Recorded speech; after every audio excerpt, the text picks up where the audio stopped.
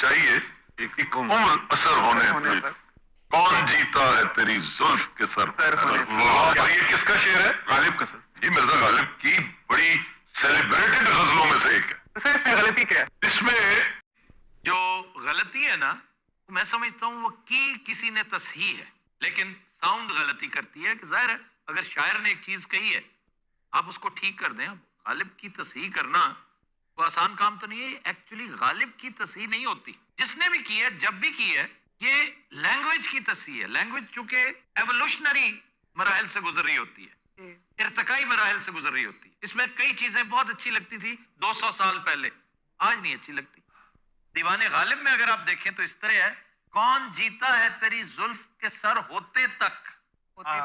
ہوتے تک ہم کہتے ہیں نا صبح ہونے تک دیکھ لیں گے، اس دور میں کہتے تھے صبح ہوتے تک. اب ہوتے تے اور تک اس کی تکرار بری لگتی ہے. یہ عیب تنافر نہیں ہے لیکن عیب تنافر جیسی کیفیت پیدا ہو جاتی ہے. اس دور میں بہترین یہی تھا. بعد میں کسی نے لبرٹی لیتے ہوئے غالب کو 2-4 سلوٹ کرتے ہوئے کہ جناب آپ کا جو لیول ہے بطور شاعر میں تو دو رائے ہو ہی نہیں سکتی، لیکن لینگویج جو ہے وہ ڈیولپ کرتی رہتی ہے.